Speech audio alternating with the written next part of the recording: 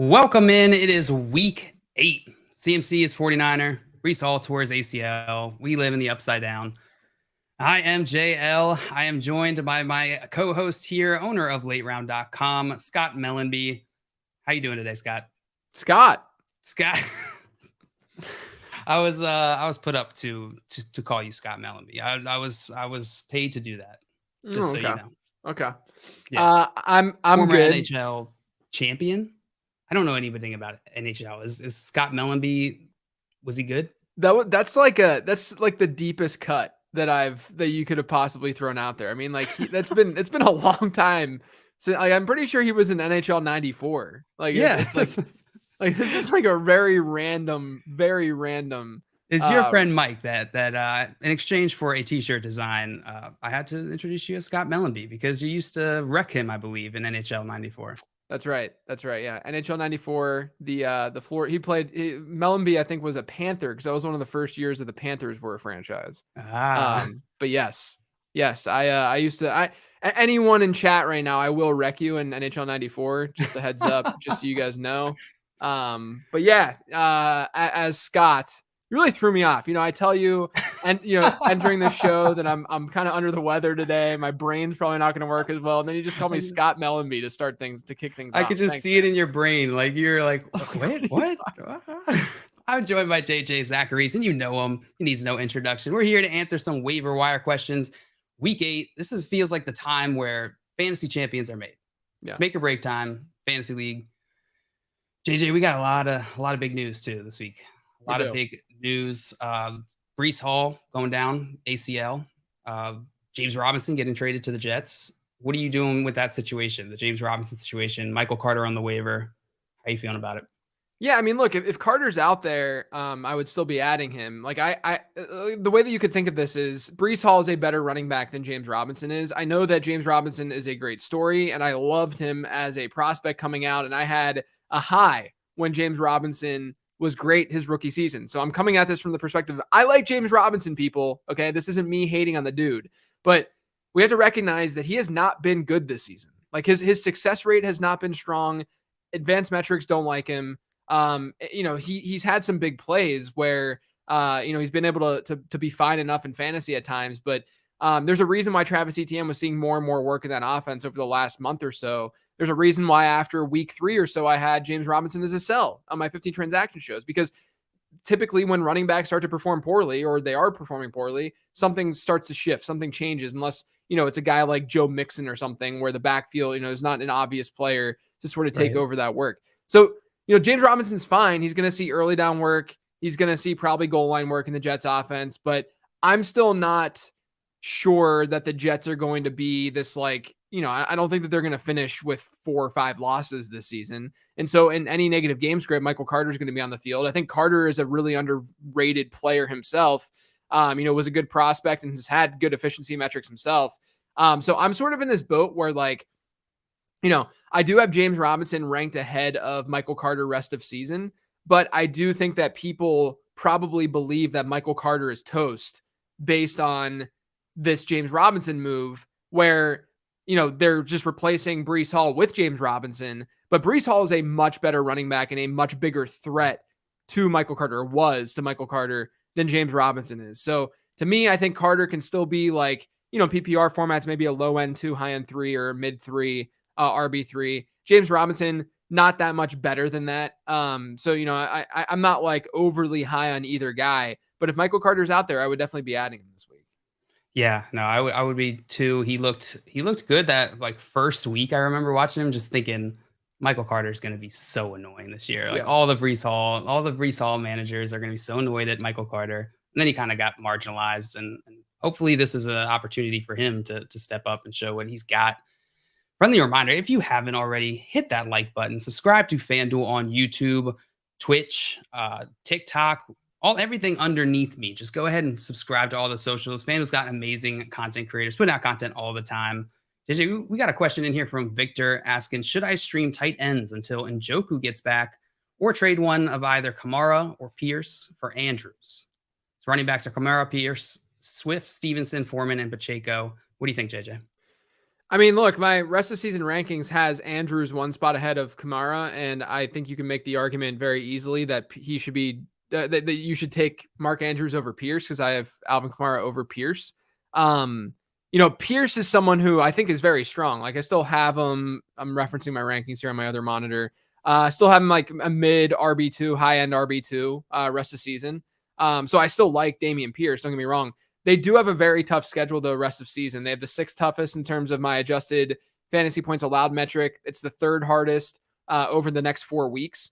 I don't mind Pierce, but just keep that in mind. But regardless, I have Andrews ahead of both of those players rest of season. I mean, Andrews coming off that down game, I understand, but he was banged up a little bit last week. He didn't practice today, but Tuesday practices don't matter. I would expect a bounce back from him rest of season. So if you want to trade Pierce for him, I think that's totally fine. But if you want to stream, that's also totally fine. Because I do think that there are enough tight ends out there these days where, like Irv Smith this week going up against Arizona, great matchup. He'll see probably a 13-14% target share. He should be fine, in that kind of matchup. So if you want to do that until Njoku comes back, totally fine. But I'm also cool with sending Pierce for Mark Andrews. Yeah, I think that is a fair trade. Buddy, and you're asking Ken Walker and Singletary for Amon Ross St. Brown. Would you make this trade? No, I wouldn't, because I have Kenneth Walker ahead of Amon Ross St. Brown alone rest of season. There you go. I love Amon Ross St. Brown. I'm hopeful that he's going to play this week after that non-concussion situation that's going on. I think that the word is ataxia that I learned this week about how when you lose control of your muscles and you're clumsy, that's what he displayed. It's like a symptom, right? Oh, so he's showing these symptoms on the field that he was showing clumsiness and like his muscles weren't reacting the way that they should react, but he wasn't actually concussed, but they still took him out of the game because he was showing those symptoms, which I know is frustrating, but props to the Lions for actually following protocol and not putting him in harm's way. But rest of season, I mean, Kenneth Walker to me he's RB10 for me rest of season, which is more valuable. It's a scarcer position. Amon Ra, I love him, like I said, but to me, he's more like wide receiver 9-10. And so I would rather lean running back in most cases. Depends on your scoring, depends on your situation, of course. But the fact that you're throwing in Singletary as well, who I think is a low end RB2, I don't think this kind of move is worth it. You can get a lot more for Kenneth Walker right now. Yeah, Kenneth Walker. I mean, there are a few running backs with the opportunity that he has right now, right? So that to me is the difference. Amon Ross St. Brown, definitely. I agree with you. I'm not necessarily down on him, but it's just a difference between the types of players and the position. I'd rather have a running back like Kenneth Walker than an Amon Ross St. Brown, who I feel like can be more easily replaced. Yeah. Mr. Scamper said, I too know how to cheat at NHL 94. And there's no cheating. There's just being good at the game. 94 is a good year, by the way. Best year, some might say.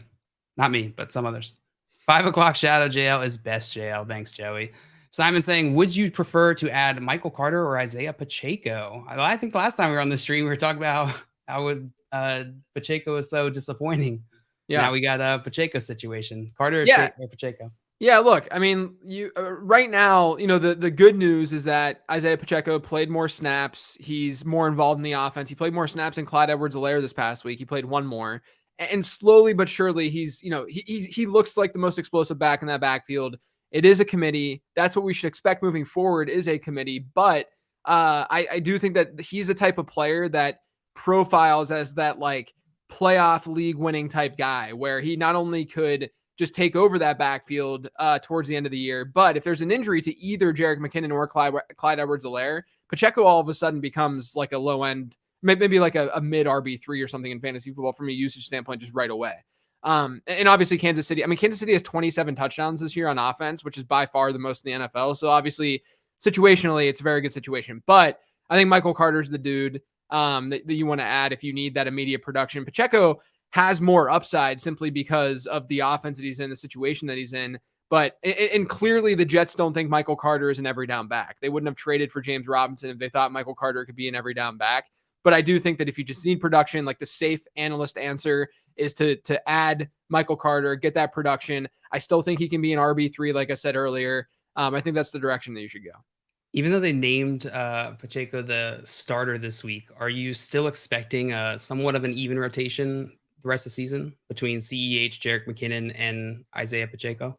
Yeah, there was a lot of like misunderstanding going on with what that report was all about. So Rappaport came out and he tweeted that, and he put an article together that said that Isaiah Pacheco was going to start for Kansas City. And a lot of people read the headline. They're like, oh, that just means he's going to start. He's going to get the first touch, which he did. He did get the first touch in that game for Kansas Right. City, but it was actually deeper. The breakdown was deeper than that. It said that Clyde Edwards-Helaire would still be involved, but the way that the rotation would work, where Pacheco is sort of like an afterthought out of the other two, with Jerick McKinnon and Clyde Edwards-Helaire, McKinnon would be that afterthought, with Pacheco being in the CEH role and CEH maybe being in that Jerick McKinnon role. So there was like this little rotation going on. But what happened is Kansas City at the end of the first half, they were in this negative game script, or they were in this hurry up, and Jerick McKinnon was their hurry up back. So he was just seeing a ton of snaps in those environments and in those situations. And so Jerick McKinnon played the most snaps for Kansas City, but Isaiah Pacheco did play more snaps than Clyde Edwards-Helaire.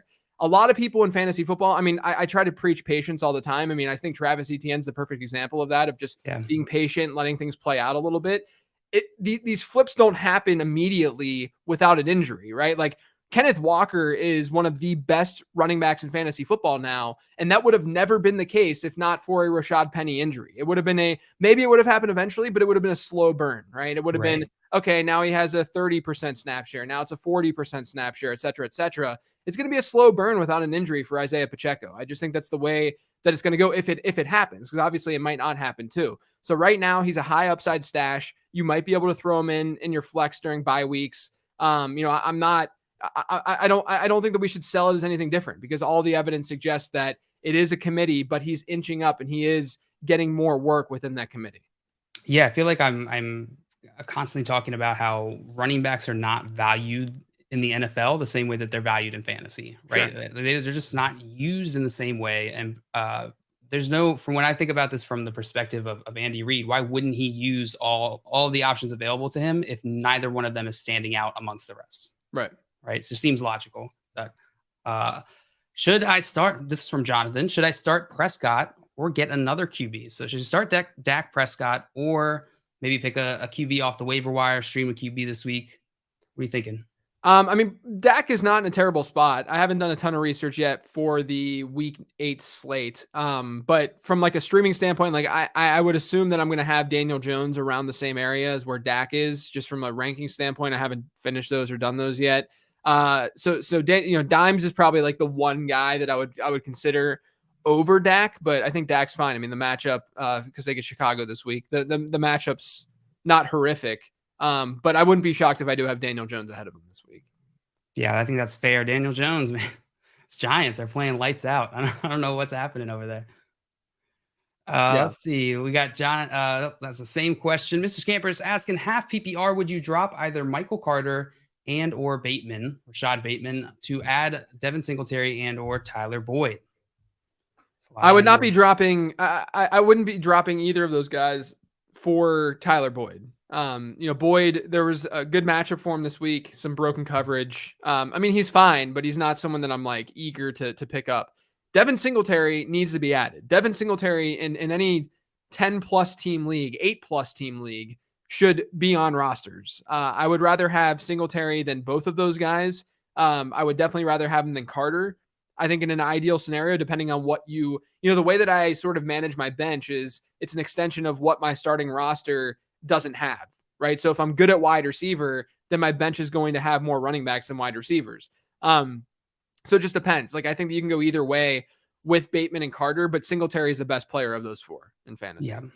Yeah, I'm with you. Tyler Boyd, it feels like he always has these types of games. Simon, my co-host on our morning show and Front Yard Fantasy, he talks about Tyler Boyd used a lot of teams where they're weak against slot wide receiver. And so you can usually kind of predict where he's going to pop off on these, because that's how the Bengals like to utilize him. I like that point. And Mr. Scamper's also following up with, is Josh Palmer an IR must-stash with the Allen/Williams injuries? No. I mean, like Josh Palmer's had his opportunity this season and he's been horrible. So I'm not like I think that he's fine to add. I just don't think he's really like this priority this week because they're on bye, and I don't think a lot of your league mates are probably going to be aggressive to get him. I mean, sure, add him, but I don't think that he's a player who is necessarily going to just dominate with Mike Williams out, and we don't know exactly how long Williams is going to be out just yet. But I do think that like if you want to stash him, totally fine. But I don't think he's like in the same tier as adding a Gus Edwards or a Michael Carter even this week. Just because he's already had opportunity this year and he hasn't really captured. Yeah, that makes a ton of sense. Simon saying Zach Taylor, great at exploiting matchups. Facts. Yeah, that's him. That's him. Alabas Gods asking, should I trade away T. Higgins for Amon Ross St. Brown? Now we talk about these 1-for-1 position trades frequently on these shows, JJ. Is this one of those musical chair type trades, as you call them? 100%. There's just like, there's no reason to do this trade because someone's absolutely going to lose the trade in some way. It's the same position. They're 2 spot different in my rankings. So, I don't, there's no reason to have like a strong feeling between these two, in my opinion. It's just, neither team is really benefiting at the end of the day. Like one team will, one team won't. Whenever in trades, both teams should benefit. So, if you want to do that, that's fine. I do technically have Amon Ra 2 spots ahead, but I just don't think it's necessary. Yeah. The way I often describe that concept is like trading is a cooperative mechanic in a non-zero sum game, right? So like you and your league mate are cooperating to increase both of your chances to win the league. So you want, that's whenever you put it, you're in a position like this, what JJ is saying is like one side has to lose or not, because there is no way for both sides to do well unless they're perfectly even, in which case it was pointless anyway. Right. Whereas you could say, okay, I'm trading Amon Ross St. Brown for Kenneth Walker, like we were talking about earlier, where I do have Walker ahead, all that kind of stuff. But at the end of the day, like you could hypothetically get away with doing that trade if you were really, really good at running back and you could get rid of Kenneth Walker, which a lot of teams could. I mean, there's a lot of teams out there that drafted Kenneth Walker late and now they're just set and they might not, they have like really good running backs. And so they need a wide receiver. And so you can make a trade like that in order for both teams to get better, even if Kenneth Walker, even if Kenneth Walker outperforms Amon Ross St. Brown rest of season, it's still okay enough because both teams are technically getting better in their starting lineup. When you're trading the same position, one player is objectively going to be doing better and it's the same lineup slot. So there's just no reason to do something like that. Yeah. Great breakdown there. John Doe asking 10-team family league through ESPN with Njoku out, looking at Dulcich or Rashad White to replace him for a while, trying to gauge different opinions with those two. Otten is also on the waivers. So out of those options there, Dulcich, Rashad White, and Cade Otten, I believe is how you say his name. Which of those guys are you most interested in? I mean, I think Rashad White should be rostered in a lot of leagues right now, and in the majority of them. He has some flex appeal. He played 44% of their snaps this past week against Carolina. The week before that, it was his lowest snap rate in a while. It was 22% against Pittsburgh. So you're seeing this rise. He has a 50% success rate this season. Leonard Fournette has a 45% success rate. So he's playing well. I don't think he's going to overtake that backfield and become Leonard Fournette and see this like 80% snap share, but he's been good and he has the handcuff appeal, right? Like this is the time of year where you got to be paying attention to that kind of stuff, where if a guy goes down, then that backup, he's one of the handful where, that backup would be viable in fantasy football. So I think Rashad White needs to be rostered for sure. The other guys are relatively replaceable week in and week out from a tight end streaming standpoint. Like if you want to throw, if Rashad White's on your waiver wire, I'm going to assume that like Irv Smith is on your waiver wire. And I would play Irv Smith over Dulcich this week, for instance. So like there's plenty of tight ends if you need a tight end that you could stream over those guys. Rashad White, though, is someone that really should be rostered. The other thing to note here with Rashad White, Leonard Fournette has never played a full season in the NFL. He's always missed at least one game. So if and when that happens, Rashad White is in the RB2 conversation. Wow, I did not know that stat. That's kind of crazy. Remember the whole narrative whenever he came into the league and it was like he doesn't like the cold. So he's just not playing the cold. Yeah. That was pretty funny. Cade in the Colts fan asking, who are some running backs I should go after? I have lost Javonte Brees, have Jefferson, Godwin, Allen, and Lamb. So these questions are kind of tough. They're kind of tough because it's tough to gauge what your league mates are, what the trade value of your league is. And of course, there's all the options, right? So I would suggest a good friend of ours, Peaked in High School, puts out these trade market values. I suggest going and looking there and seeing what the market is valuing some of these players at. Yeah. Players you have. Go ahead, JJ. Yeah, the biggest problem with the way that people approach trades, and I'm not trying to call out Caden, the Colts fan here, because there's a lot of people who feel this way. But when you go and approach trade, you shouldn't just approach these individual players that you want to trade for. Because what happens if you say, "Hey, I want to go trade for Darrell Henderson this week," but you go look at the Darrell Henderson team, and Darrell Henderson is the RB1 on that team. The chance that team is going to get rid of their RB1, despite the fact that it's Darrell Henderson, is slim. Whereas if Darrell Henderson is the RB6 on a team, then that team's going to have a lot easier time to give it up. It's just a basic way of doing anything in sales, right? Like, this is just what you do. Like, when someone has a lot of something, they're more willing to give it away. And so your consideration set when you go to trade for players should be vast. It should be very large. You should be very open to taking on a lot of players as opposed to which individual guy should I go after. Now, with that being said, there are instances where you can say, okay, the market is way too low on Raheem Mostert, more than likely.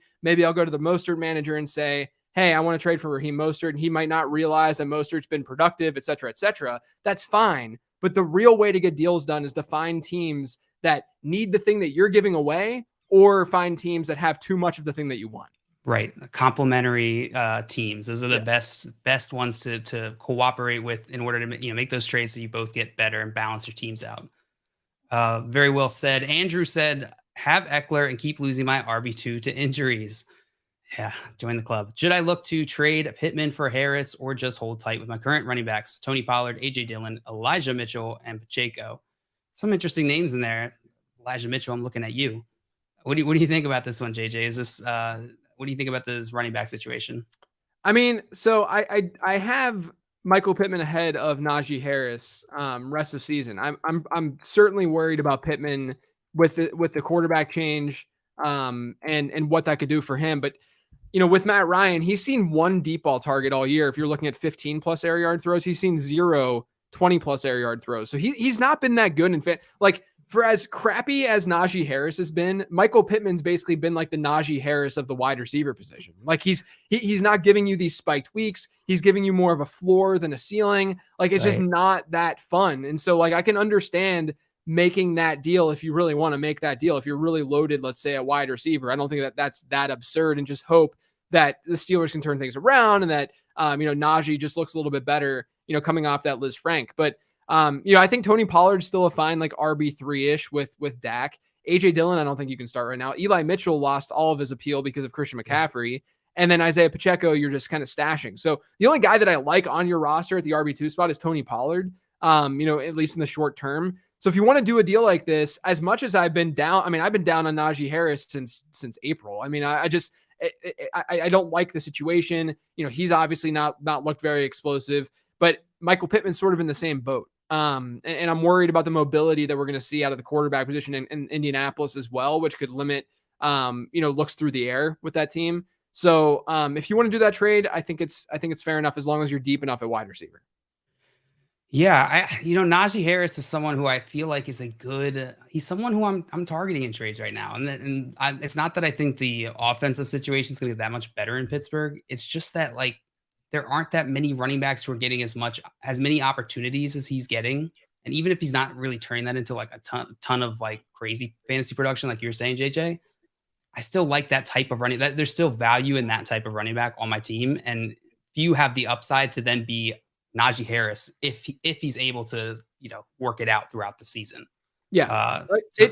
To me, he's an RB2. That's just what he is. Yeah. Probably a lower end one, but he's an RB2 and he's getting volume, and there's nothing wrong with that. That's fine, because in the context here, it's not like you're trading someone who has shown massive upside this season in fantasy and they're getting this quarterback change. So I think it's a pretty neutral trade. And if it's benefiting both teams, it's great.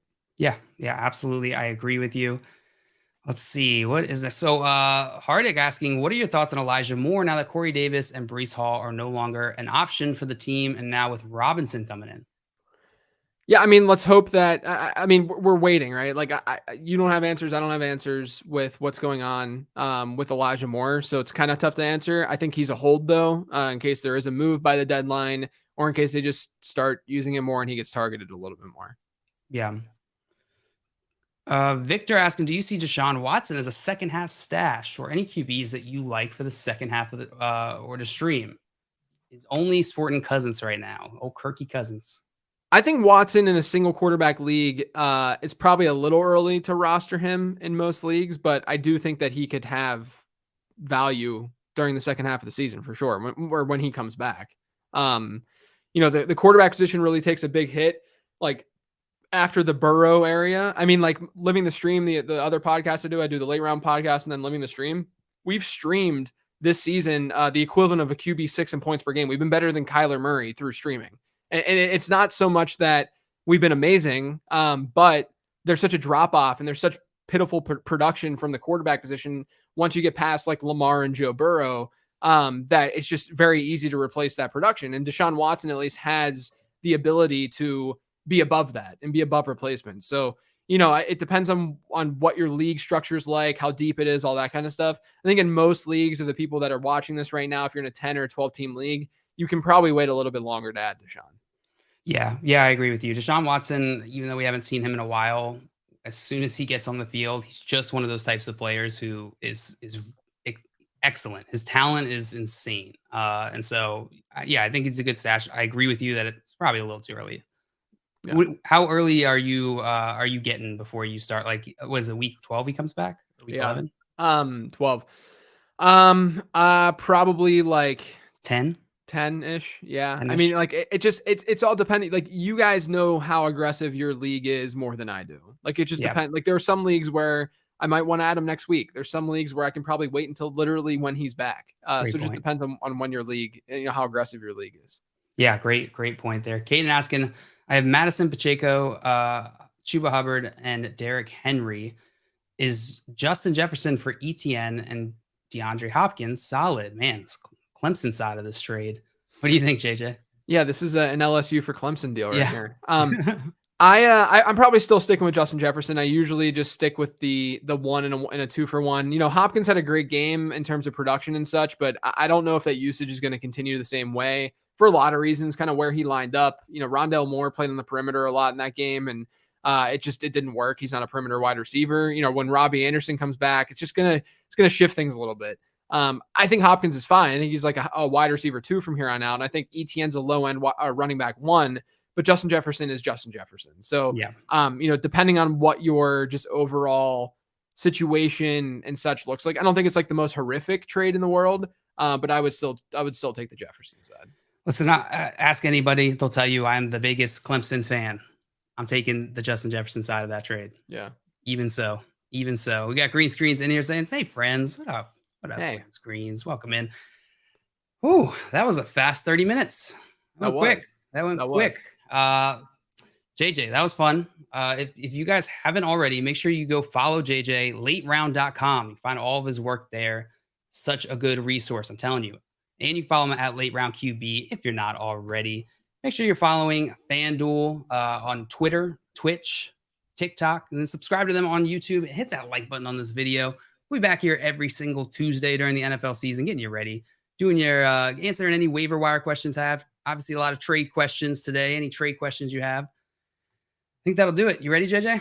Let's do it, man. All right. We'll see you next time. Bye-bye.